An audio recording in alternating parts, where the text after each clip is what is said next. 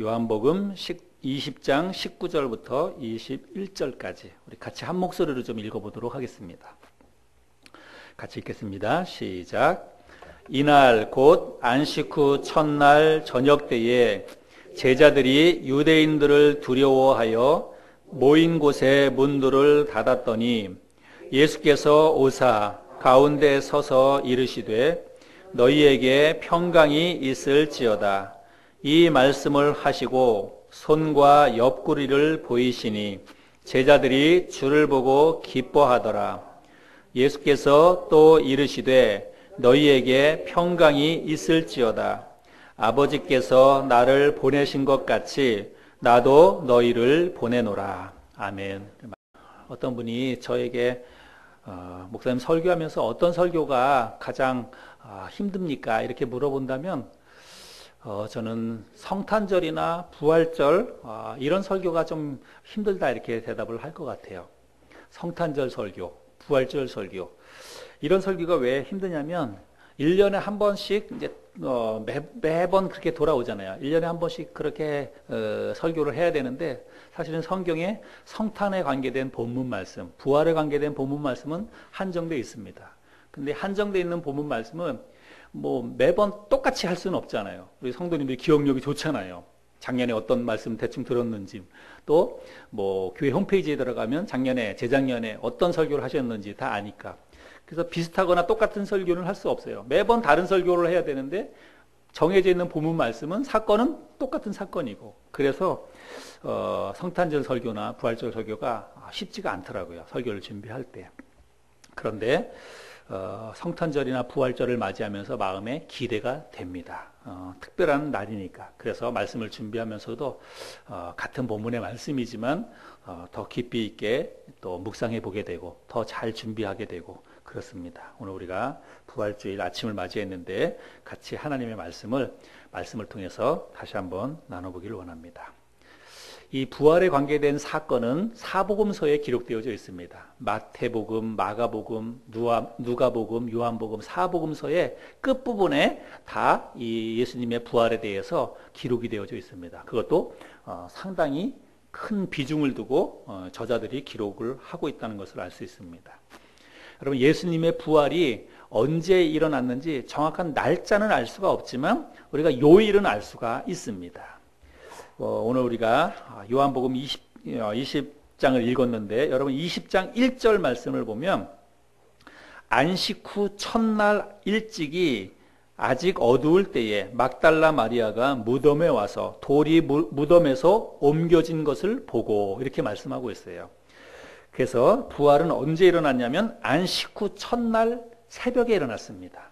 이 안식 후 첫날 새벽은 오늘날로 보면 주일날 아침, 주일날 새벽이 됩니다. 그래서 우리가 주일날 모여서 하나님 앞에 예배드리는 것은 그래서 의미가 있는 거예요. 예수님이 부활한 날이기 때문에 정확한 날짜는 뭐 몇 년도, 몇 월, 며칠 이거는 알 수 없지만 어찌됐든지 간에 그 일주일 기간 가운데에서는 주일날 아침, 주일날 새벽 시간에 주님이 부활했다는 것입니다. 그래서 우리가 주일 예배 이렇게 드리는 것도 부활하신 주님을 우리가 다시 찬양하고 또 기념하기 위해서 주일 예배를 드리는 것이죠. 가장 먼저 부활하신 주님을 목도했던 사람들은 예수님의 제자들이 아니라 막달라 마리아와 요한나와 그리고 야고보의 모친 마리아와 그리고 몇몇 여인들이었습니다. 이 여인들이 부활하신 주님을 무덤을 찾아가서 주님을 만났습니다. 부활하신 주님을 직접 만났습니다. 그리고 그 여인들을 통해서 나중에 제자들도 주님이 부활하셨다는 이런 소식을 듣게 됩니다. 그런데 처음 무덤가에 가서 부활하신 주님을 만났던 여인들이나 이 여인들을 통해서 소식을 들었던 제자들 모두가 다 주님이 부활하신 것에 대해서 믿지를 못했습니다. 직접 보고도 믿지 못했고 또 주님의 말씀을 듣고 나서도 믿지 못했고 그 여인들을 통해서 주님이 부활하셨다라고 하는 것을 전해 들었던 제자들도 그거를 믿지 못했습니다. 여러분 어떻게 보자면 당연하죠. 이게 쉽게 믿을 수 있는 사건이 아니지 않습니까? 여러분 사람이 한 번 죽으면 끝이지 어떻게 죽은 사람이 다시 살아난답니까? 인류 역사 속에서 한 번도 그런 일이 없었어요. 제자들이 한 번도 그런 것을 본 적이 없습니다. 그런데 그렇기 때문에 이 부활이라고 하는 것은 쉽게 믿을 수 있는 그런 사건이 아니지요. 주님은 당신이 생전에 말씀하셨던 것처럼 죽은 지 3일 만에 다시 살아나셨습니다. 부활하셨습니다. 근데 저는 이 예수님의 부활에 대해서 생각하면서 예수님이 죽은 지 3일 만에 부활하셨잖아요. 근데 그것이 얼마나 감사한지 몰라요. 만약에 주님이 죽었다가 곧바로 다시 살아났다고 한다면 조금 아마 좀 달라졌을 거다 이런 생각이 듭니다. 근데 여러분, 사람이 죽어서 3일이 지났다, 그거는 완벽한 죽음을 이야기하는 거예요. 죽어서 3일이 지났다고 하는 것은 그거는 진짜로 죽어서 끝났다라고 하는 것을 이야기하는 것입니다. 그런데 죽어서 3일이 지난 다음에 다시 살아났다, 여러분, 그거는 진짜로 죽었다가 다시 살아났다는 그런 말씀이지요. 그냥 뭐 어떤 의식을 잃거나 정신을 잃고 그래서 마치 그냥 죽은 것처럼 그렇게 됐다가 뭐 깨어난다던가 이런 게 아니라 진짜로 죽었다가 진짜로 다시 살아났다라고 하는 것입니다. 수천 년의 인류 역사 속에서 이 죽음의, 그걸 뭐 세력이라고 해야 될까요? 아니면 죽음의 뭐 힘이라고 해야 될까요? 이런 이 죽음을 이겨내고 죽음의 세력을 물리친 사람은 인류 역사 속에 단 한 사람도 없었다는 것입니다. 여러분, 세상에 잘나고 똑똑하고 힘있고 능력 있는 사람들이 얼마나 많이 있습니까? 여러분, 인류 역사를 한번 생각해 보세요. 수천 년의 역사 속에서 정말로 절대 권력을 가지고 있었던 사람도 얼마나 많이 있습니까? 또 정말 수만금의 재산을 가지고 있었던 사람들도 여러분 얼마나 많이 있습니까? 또 지식적으로 이 머리가 뛰어난 사람, 엄청나게 위대한 발명을 한 그런 사람들이나 과학자들이나 얼마나 이 똑똑한 사람들이 세상에 얼마나 많이 있습니까? 그러나 하나같이 그 공통점은 뭐냐면 모두가 다 결국에는 죽었다는 거잖아요. 결국엔 다 죽음 앞에 무기력하게 다 굴복했다는 것입니다. 그러나 우리 주님은 인류 역사상 유일무이하게 죽음의 문제를 이겨내신 분입니다. 죽음으로 끝난 게 아니라 죽음의 문제를 극복하셨다는 것입니다. 그리고 부활하신 다음에 예수님이 제자들이 모여있는 곳에 오셨어요. 오늘 본문 말씀해 보면 부활하신 주님이 제자들이 모여있는 곳에 직접 찾아오신 장면입니다. 그런데 직접 찾아오셔서 제일 먼저 주님이 하신 말씀이 있어요. 제자들이 모여있는 곳에 주님이 부활한 다음에 가장 먼저 제자들을 찾아와가지고 첫 마디, 주님이 하신 첫 마디가 뭐냐면 너희에게 평강이 있을지어다, 이 말씀을 하셨습니다. 여러분, 만약에 왜 주님이 이 말씀을 하셨을까? 죽음에서 부활하고 난 다음에 제자들에게 오셔서 왜 이 말씀을 하셨을까? 우리가 이거를 한번 생각을 해보셔야 됩니다. 만약에 우리 가운데 어떤 사람이 죽었다가 다시 살아났어요. 죽었다가 다시 살아나가지고 자기의 가족에게 가든지 친척에게 가든지 뭐 자기가 알고 있는 친구를 찾아가가지고 여러분 뭔가 말을 할 거 아니겠습니까? 근데 여러분 가장 첫 번째로 어떤 말을 할 것 같습니까? 만약에 여러분들이 혹시 죽었다가 다시 살아났습니다. 죽었다가 다시 살아나서 여러분은 가족에게 만약에 가서 뭔가 이야기를 한다면 여러분 무슨 말 할 것 같습니까? 한번 생각해 보세요. 내가 죽었다가 다시 살아나면 무슨 말 할 것 같은지. 예, 그렇지. 내가 살아났으니까 놀라지 마라, 이런 말 할 것 같아요. 나 진짜 살아났다, 그죠? 그 말을 할 것 같습니다. 예, 저는 아마 그런 말 할 것 같아요. 나는 내가 죽었다가 다시 살아났으니까 얘야, 뭐 돈이고 뭐고 사실 다 필요 없다. 건강이 최고다. 건강하지 못하면 죽게 되니까 건강이 최고다. 너 그냥 돈 벌려고 아둥바둥 하지 말고 그렇게 세상 막 그냥 힘들게 살지 말고 제발 건강 챙겨라. 아마 그런 말 하지 않을까 이런 생각이 듭니다.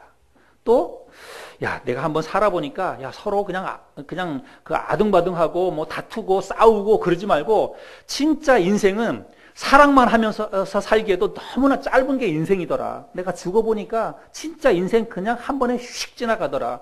그래서 진짜 가족들끼리 서로 사랑하면서 살아라. 그런 말 할 것 같아요. 예. 근데 우리 주님은 그런 말씀을 하시지 아니하시고 너희에게 평강이 있을지어다, 이 말씀을 하셨다는 거예요. 근데 여러분, 어떤 사람이 죽었다가 다시 살아나가지고 그 사람의 입에서 뭔가 처음으로 뭔가 얘기를 했다면 그 말은 굉장히 중요한 말이에요. 그 말은 우리가 마음속에 새겨볼 아주 의미 있는 말입니다. 우리 주님이 죽었다가 3일 만에 부활해서 처음으로 하신 말씀이 너희에게 평강이 있을지어다 이렇게 말씀을 하셨다는 것입니다. 그것도 2번씩이나 반복해서 오늘 읽었던 본문 말씀에 2번씩이나 나옵니다. 너희에게 평강이 있을지어다. 너희에게 평강이 있을지어다. 이거를 2번씩이나 주님이 말씀을 하셨다면 여러분 그 말은 의미 있는 말이에요. 흘려들을 말이 아니라고 하는 것입니다. 왜 주님이 하고 싶은 다른 많은 말이 있었음에도 불구하고 왜 너희에게 평강이 있을지어다 이 말씀을 하셨을까? 우리가 그 상황을 좀 이해해야 하는데 오늘 읽었던 본문 말씀 19절 말씀을 우리 다시 한번 볼까요? 19절 말씀에 보면 이날 곧 안식 후 첫날 저녁 때에 제자들이 유대인들을 두려워하여 모인 곳의 문들을 닫았더니 예수께서 오사 가운데 서서 이르시되 너희에게 평강이 있을지어다. 자, 여러분 이 19절 말씀에 보면 예수님이 십자가에 달려 돌아가신 후에 제자들이 지금 한 곳에 모여 있습니다. 이 집이 누군지 모르겠지만 성경학자들은 마가의 집이라고 이야기들을 합니다. 근데 제자들이 한 곳에 다 모여 있습니다. 많은 사람들이 제자들과 여인들과 예수님을 따르던 많은 믿음의 사람들이 한 곳에 모여 있다고 이야기하는 것입니다. 근데 왜 그들이 모여 있을까요? 그들이 성령이 충만해가지고 한 곳에 모여서 기도하기 위해서 이 한 곳에 모여 있습니까? 아니요.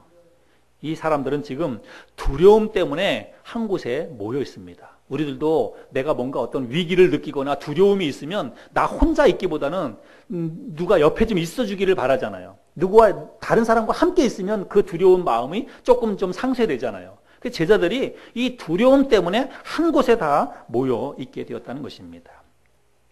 여러분 우리 예수님은 생전에 계실 때에 병든 자를 고쳐주셨습니다. 귀신을 내어 쫓아주셨습니다. 그리고 심지어는 오병이어의 기적을 베풀어 주셨고 죽었던 나사로를 다시 살려주시기도 하셨습니다. 여러분 그런데 그때 주님이 생전에 계시면서 수없이 많은 기적을 베풀고 사람들에게 능력 있는 말씀을 선포하고 그럴 때에는 제자들이요 예루살렘 시내를 당당하게 활보하고 다녔습니다. 그러면서 어깨에 힘주고 내가 바로 저분의 제자다. 저분이 바로 우리의 스승이다라고 이야기하면서 예수님이 얼마나 자랑스럽게 여겨졌는지 몰라요. 제자들이 그 예수님을 따라다니면서 자기가 그런 능력을 베푸는 게 아니라 할지라도 그 능력 있는 예수님이 나의 스승이고 내가 그분의 제자다라고 하는 것 때문에 어깨에 힘주고 당당하게 예루살렘 시내를 활보하고 다녔습니다. 그런데 그랬던 주님이 무기력하게 사람들의 손에 잡혀서 조롱당하시고 침뱉음을 당하시고 채찍에 맞으시고 결국에는 십자가에 매달려서 그야말로 비참하게 죽임을 당하고 말았습니다. 제자들의 마음속에는 아마 큰 혼란이 왔을 거예요. 우리 주님이 살아계셨을 때 가지고 있었던 주님에 대한 존경하는 마음, 우러러보는 마음, 주님에 대한 믿음 이런 것들에 대해서 분명히 혼란이 왔을 것입니다. 정말 내가 믿는 주님은 정말 죽은 사람도 살려내고 무리를 걷기도 하시고 오병이어 기적도 베푸시는 그런 주님이 어떻게 저렇게 맥없이 십자가에 달려서 아무 항변도 하지 못하고 그냥 저렇게 처참하게 죽임을 당할 수밖에 없나 이런 것들을 생각하면서 제자들의 마음속에 정말 그 주님이 진짜 우리를 구원해 주신 구세주가 되실까 이런 믿음의 큰 혼란이 분명히 왔을 것입니다. 그리고 뿐만이 아니라 그런 믿음의 혼란뿐만이 아니라 그 예수님을 잡아서 십자가에 달려 매달아 죽인 그 유대인들에 대한 두려운 마음이 그들에게 있었을 거예요.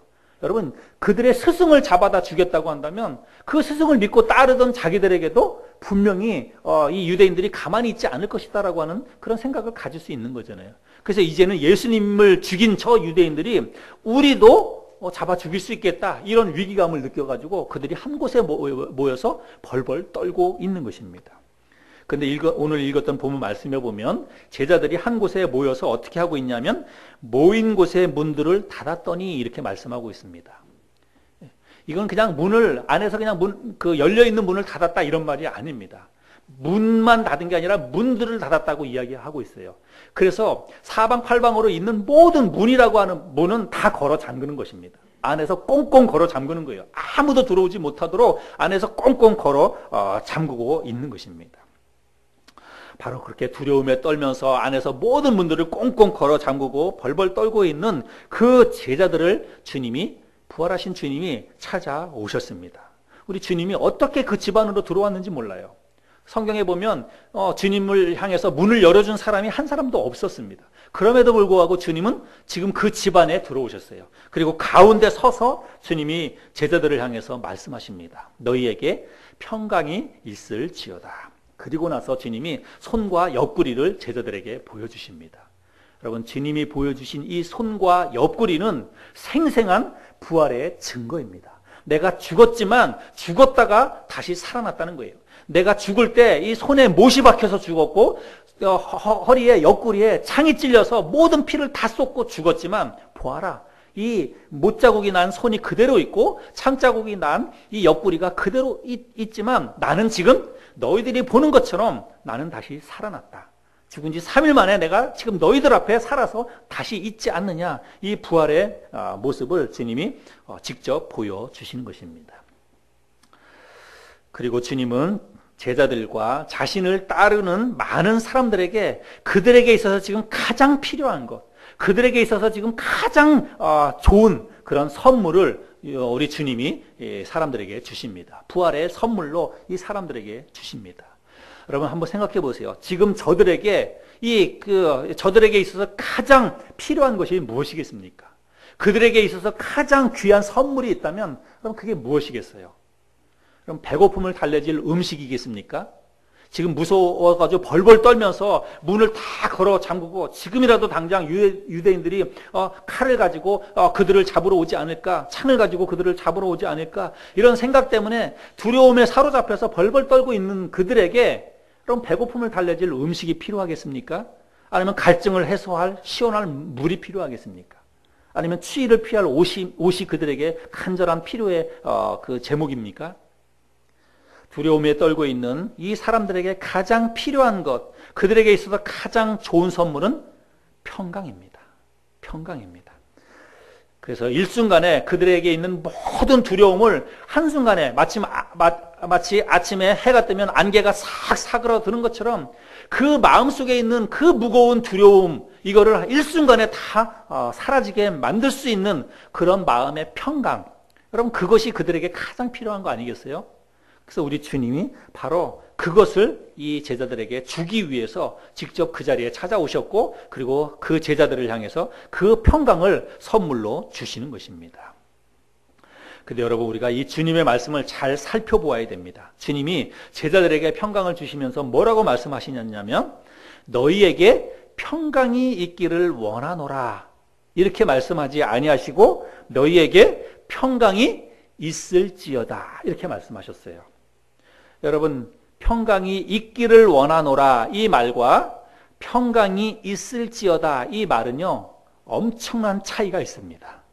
여러분 아시겠죠?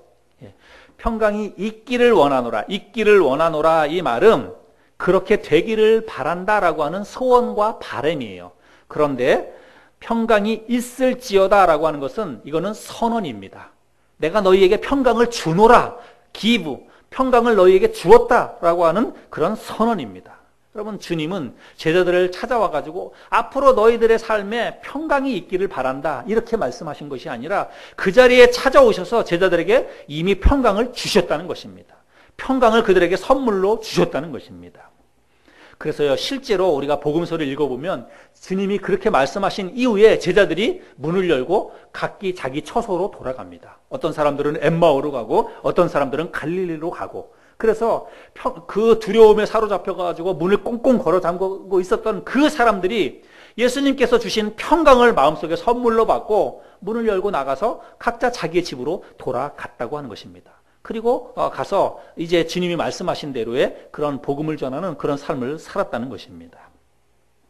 오늘 우리들이 함께 나눈 이 말씀이 우리에게도 큰 교훈이 됩니다.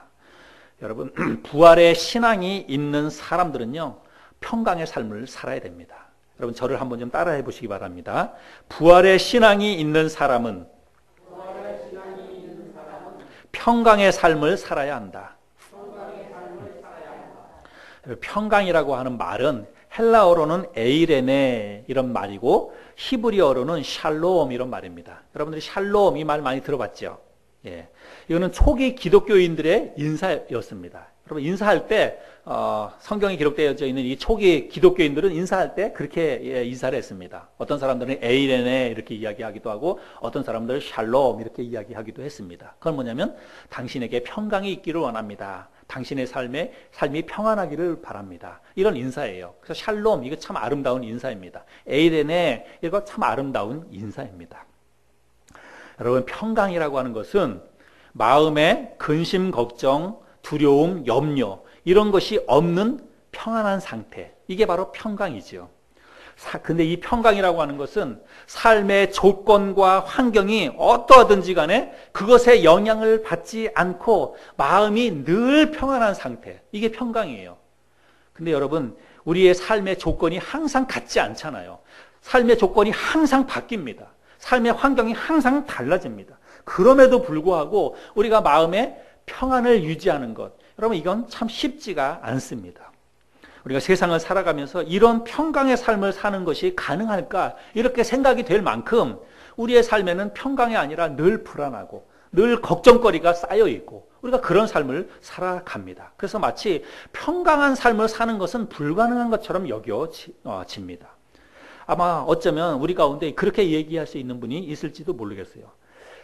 그냥 우리가 늘 평강한 삶이 아니라 단 하루만이라도 내가 어떤 근심 걱정 없이 그냥 단 하루만이라도 진짜 그런 평강이 있다면 그런 삶을 한번 살아봤으면 좋겠다. 아마 그렇게 이야기하는 분도 있을지 모르겠습니다.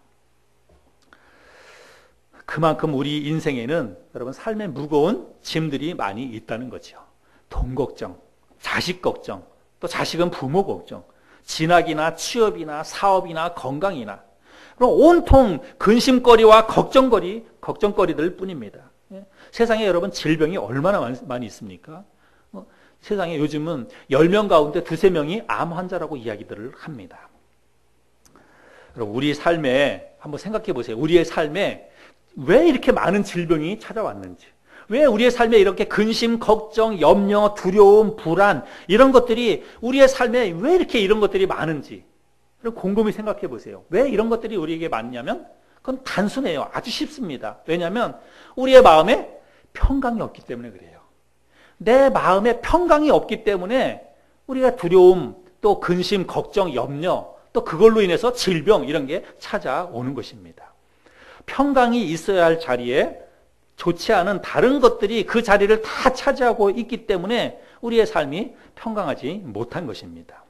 근데 여러분 그리스도인들은 평강의 삶을 살아야 합니다. 왜 그러냐? 주님이 우리에게 평강을 선물로 주셨기 때문이에요.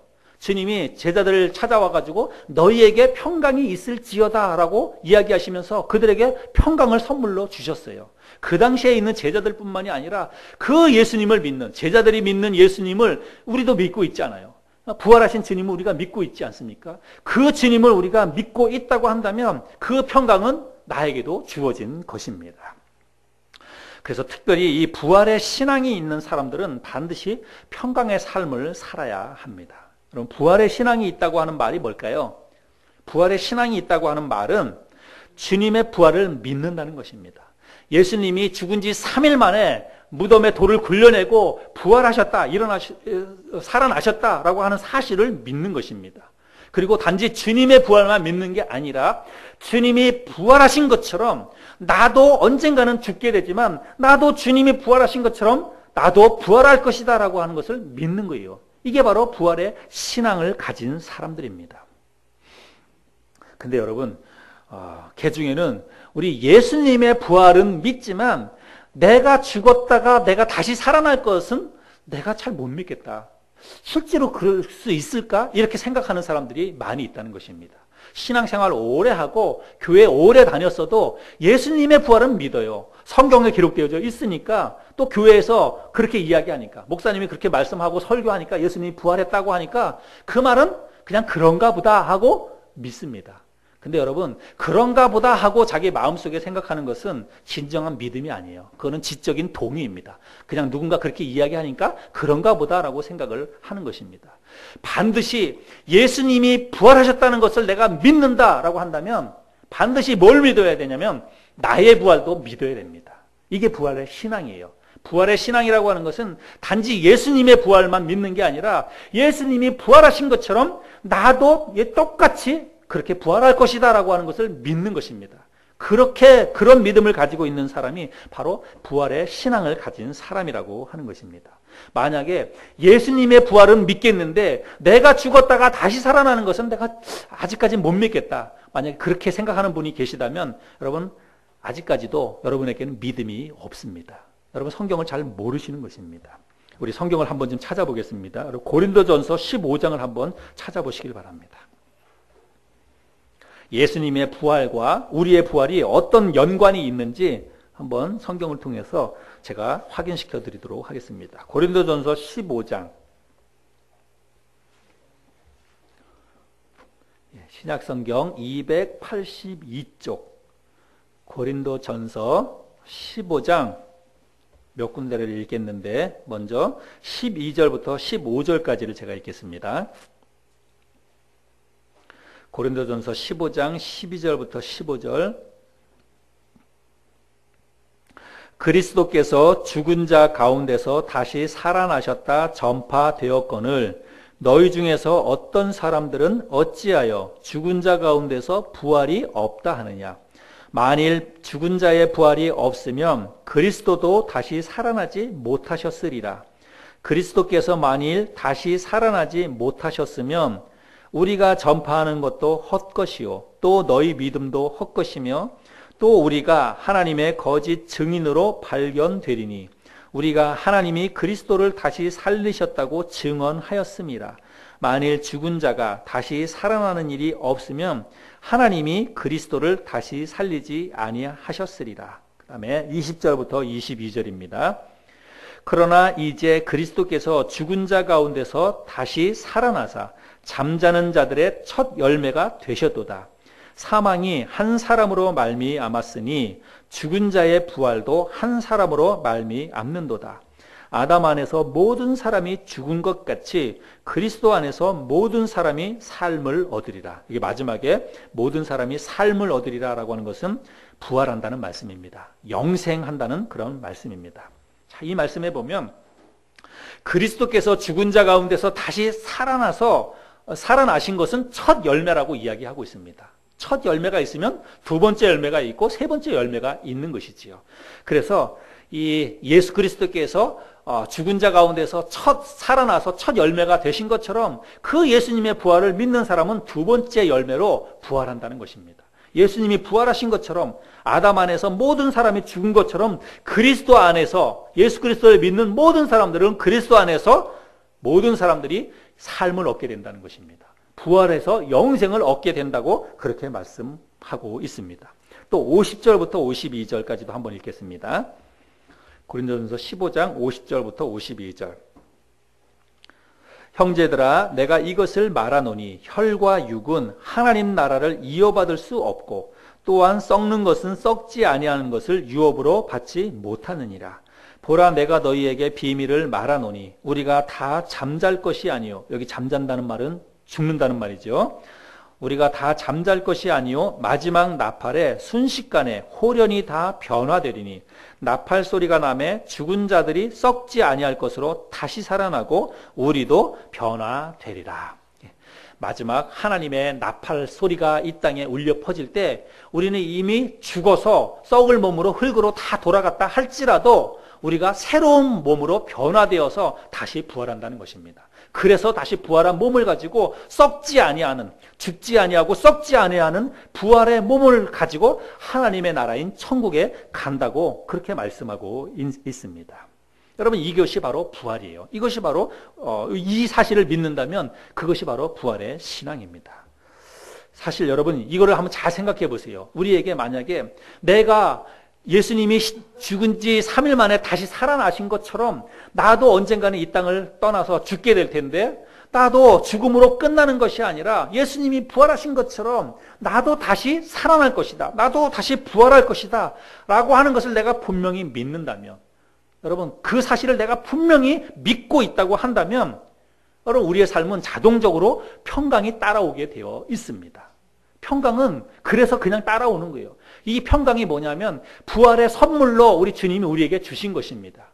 부활하신 주님이 손과 옆구리를 보여주시면서 제자들에게 평강을 선물로 주셨어요. 만약에 오늘날 우리들이 이 사실을 분명히, 주님이 부활하신 사실을 분명히 믿는다면, 그리고 주님이 부활하신 것처럼 나도 부활할 것이다 라고 하는 것을 분명히 내가 믿는다면, 여러분, 우리에게 평강은 자동적으로 따라오는 것입니다. 여러분, 왜 그렇습니까? 이 세상에서 우리들이 겪는 모든 고통, 근심, 걱정, 염려, 두려움, 이 모든 것들은 다 죽음 아래에 있어요. 돈 걱정, 또 건강 걱정, 뭐 자식 걱정, 뭐 진학이나 취업이나 부도나 이런 모든 걱정들은 여러분 사실 다 죽음 아래에 있습니다. 다 죽음 밑에 있는 거예요. 실제로 여러분 어떤 죽음이라고 하는 것이 실제로 우리의 삶에 다가온다면, 나의 가족 가운데 누가 어떤 죽음의 위기 앞에 놓여진다면, 그러면 여러분 죽음이 생생하게 우리에게 다가올 것입니다. 제가 오늘 아침에 전화를 받았는데, 우리 여기 아침에 찬송을 인도하는 김영만 형제 있지요. 아침에 그 가정에서 전화가 왔습니다. 김영만 형제는 그 아들만 그 집은 6형제입니다. 그런데 그 김영만 형제의 바로 위에 있는 그 형이 갑자기 몸이 안 좋아져가지고 어제 토요일 날 병원에 갔는데 검사 결과를 받았는데 간암 4기 판정을 받았답니다.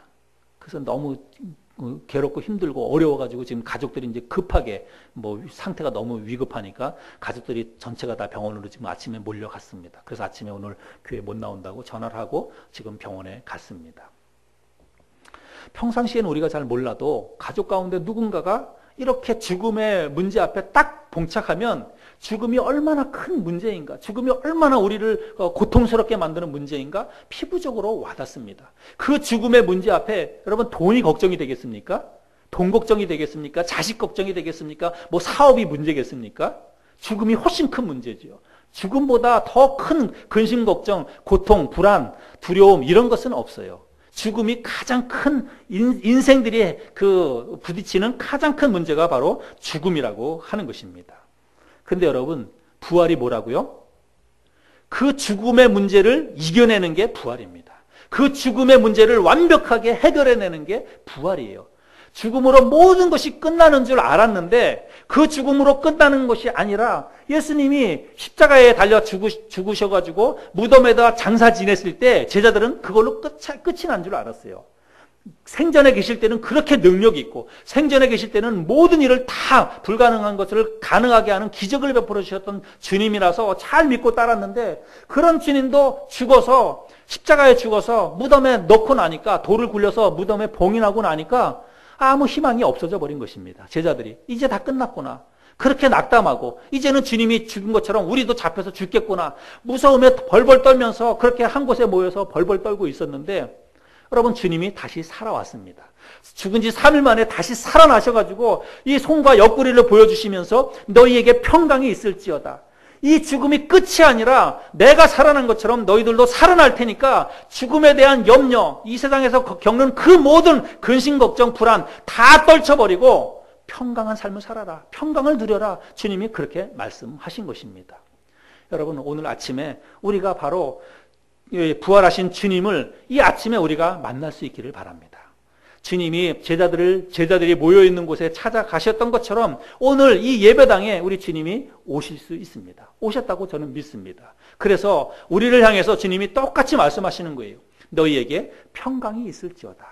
오늘 주님이 주시는 이 평강의 선물, 부활의 선물을 모두가 마음속에 받을 수 있기를 바랍니다. 여러분 우리가 이 세상 살아나가는 동안에는 늘 근심, 걱정, 염려에 사로잡혀 살 수밖에 없어요. 우리는 죽음의 위기는 뭐 고사하고라도 그냥 자식 걱정 하나 때문에 전전긍긍합니다. 돈 때문에 우리가 늘 불안하고 늘 근심, 걱정에 우리가 사로잡혀 살아갑니다. 근데 진짜 우리가 부활의 신앙이 있다고 한다면 여러분 우리가 이런 것들을 좀 근심, 걱정을 뛰어넘을 수 있어야 됩니다. 진짜 우리가 평강의 삶을 좀 살 수가 있게 되는 것입니다. 그래서 오늘 아침에 여러분 진짜 다시 한번 우리가 입술로만 아니라 그냥 지식적으로만 아니라 실제로 부활을 믿을 수 있기를 바랍니다. 주님은 부활하셨습니다. 죽은 지 3일 만에 무덤을 깨쳐버리고 그 썩지 않을 몸을 가지고 다시 살아나셨습니다. 그래서 제자들을 향해서 손과 옆구리를 직접 보여주셨습니다. 죽음의 증표였던 그 손과 옆구리를 보여주시고 내가 다시 살아났다 주님이 말씀하셨어요. 오늘 우리가 그 주님을 영적인 눈으로 떠서 바라볼 수 있기를 바랍니다. 여러분, 주님이 부활하셨다는 것을 믿는 것은요, 나도 주님처럼 부활할 수 있다라고 하는 것을 믿는다는 거예요. 그게 진짜 부활의 신앙입니다. 그리고 나도 죽음으로 끝나는 것이 아니라 죽어도 내가 다시 살아난다라고 하는 것을 믿는다면 당연히 우리의 삶 가운데 있는 그런 모든 삶의 문제들을 우리가 가볍게 뛰어넘을 수 있습니다. 여러분, 그냥 내가 의식적으로 근심 걱정하지 말아야지 그렇게 한다고 근심 걱정이 안 됩니까? 다 되지요. 그러나 진짜로 죽음의 문제를 뛰어넘고 죽음을 이겨내신 그 주님이, 부활하신 주님이 우리에게 가져다 주신 그 마음의 평강, 그것을 내가 마음속에 기억하고 그거를 인식한다면 우리의 삶의 모든 무거운 짐들을 우리가 다 떨쳐버릴 수 있으리라고 믿습니다.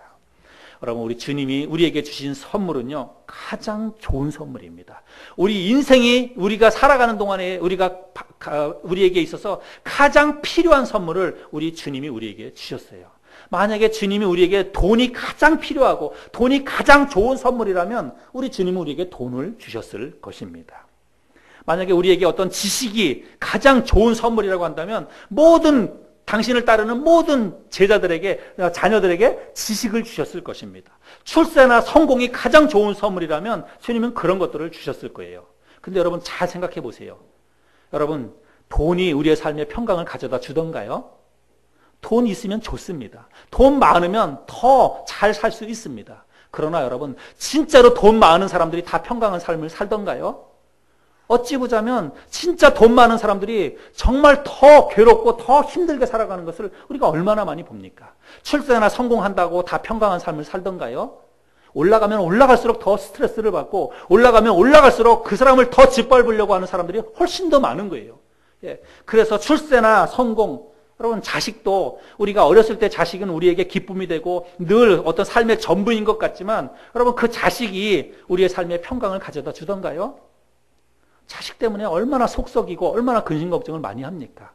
그래서 여러분 이 땅에서 우리들이 겪고 우리들이 누리는 우리가 전부처럼 생각하는 그런 것들은요 결코 우리를 평강한 삶으로 인도하지 못합니다. 진짜로 우리를 평강하게 하는 것은 죽어도 다시 산다는 거 아니겠어요? 죽음으로 끝나는 것이 아니라 죽어도 네가 다시 살 수 있다라고 하는 거 아니겠습니까? 그 부활, 주님께서 그 부활의 선물을 우리에게 주셨습니다. 에이레네 샬롬, 평강, 주님이 주신 이 부활의 선물을 마음속에 우리가 이미 받았습니다. 알고 있어요. 우리가 내 마음속에 이미 그 평강을 주님이 주셨습니다. 주셨는데도 불구하고 우리가 평강의 삶을 살지 못하는 것은 잘 인식하지 못하기 때문이기도 하고 또 하나는 우리가 그것에 대한 믿음이 없기 때문입니다.